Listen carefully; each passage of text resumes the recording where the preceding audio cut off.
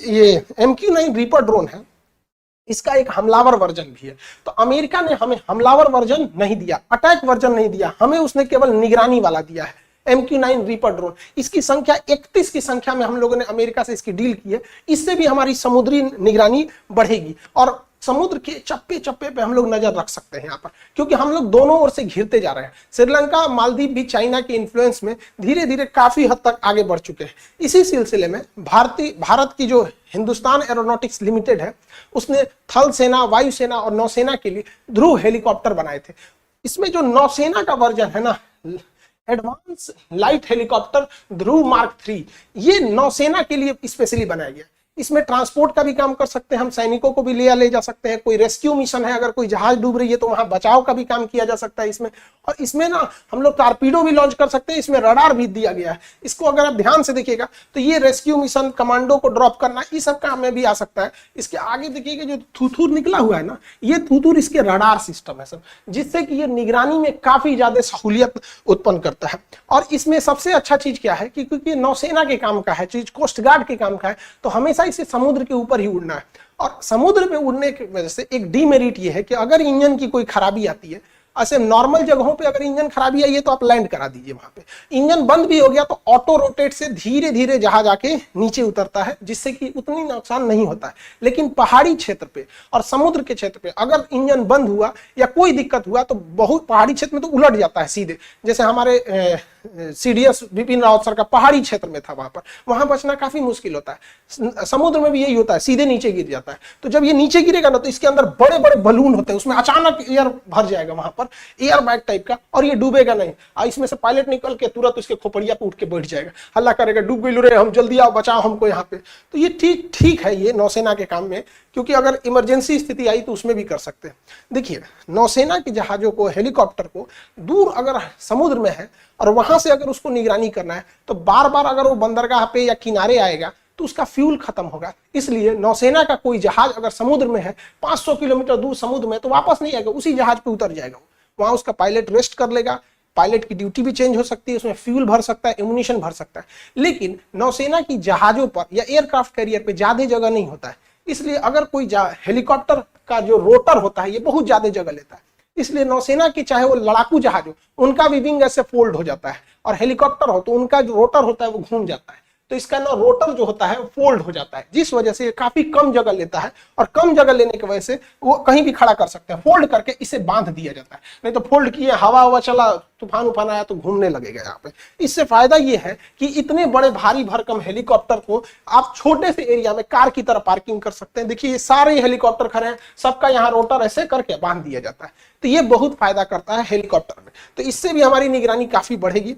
देखिए हेलीकॉप्टर को कहीं ना कहीं बीच में लैंड कराना जरूरी होता है, क्योंकि इसका फ्यूल ज्यादा नहीं होता है, क्योंकि बहुत ज्यादा इसमें फ्यूल भर देंगे ना तो ये इसकी उठाने की क्षमता घट जाएगी, कैरिंग कैपेसिटी घट जाएगी। तो उतने में वो उतने लोगों को रख सकता है, सैनिकों को रख सकता है, या उतना हथियार ले जा सकता है।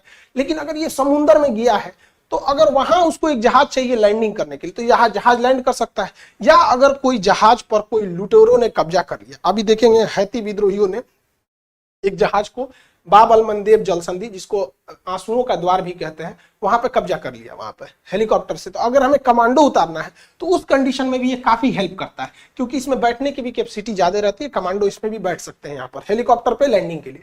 देखिए हेलीकॉप्टर लैंडिंग में ना हम जैसे कोई ये हेलीकॉप्टर कोई जहाज ही फंस गया है तो इसमें से रेस्क्यू भी कर सकते हैं, या इससे कोई इमरजेंसी में कोई चीज चाहिए तो तुरंत अपने ऑफशोर बोले ऑनशोर बोलेगा यहाँ पे कि हमको ये चीज को चाहिए, तो हेलीकॉप्टर से उसे लाया जा सकता है। लेकिन समुद्र में मौसम बिगड़ते रहते हैं, समुद्र में मौसम बिगड़ने के कारण सोच रहा हेलीकॉप्टर जहाज ये टेढ़ा होकर इसे घूमने लगता है, उसे हम रोलिंग बोलते हैं। ये नेचुरल चीजें हैं, हमेशा जहाजों में होती है रोलिंग, जिससे विमान में टर्ब्यूलेंस होता है। तो पानी वाली जहाज में टर्बुलेंस नहीं, पानी वाली जहाज में रोलिंग होता है।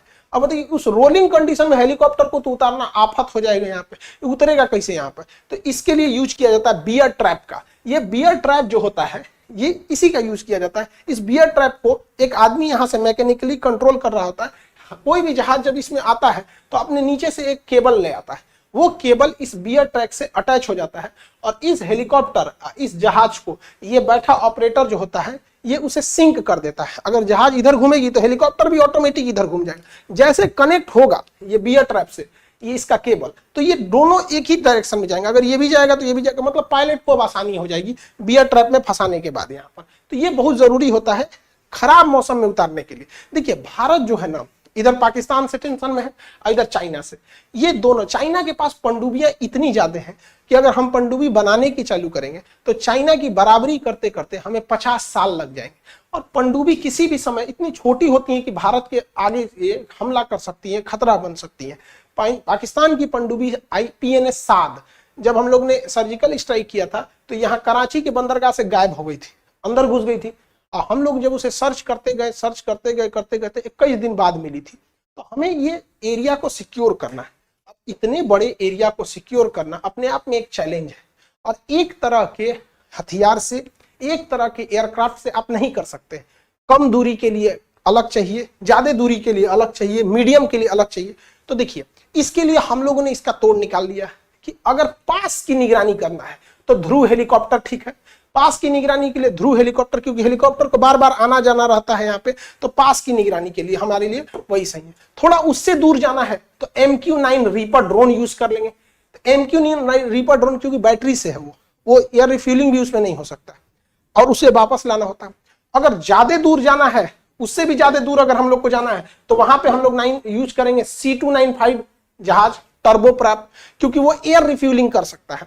तो यहां हम यूज करेंगे C29, यहां यूज करेंगे MQ-9 रीपर यहाँ पे।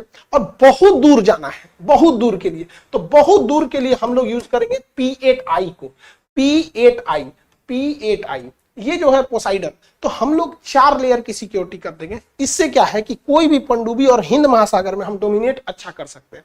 तो यहां हमारे नौसेना के अधिकारियों ने बहुत ही समझदारी वाला स्टेप लिया है, जिससे कि हम चाइना की अपनी पनडुब्बी बनाते रहेंगे, लेकिन इस दौरान हम चाइना को के डिफेंस भी आराम से कर सकते हैं। और देखिए यही निगरानी में लापरवाही का नतीजा था कि 26/11 में मुंबई में अटैक हुआ, क्योंकि जहां वो लोग अजमल कसाब और उसकी पूरी टीम आई थी, जो वो सब जहाज को चेंज कर रहे थे सब यहाँ पर, तो हमारे पास प्रॉपर निगरानी नहीं थी।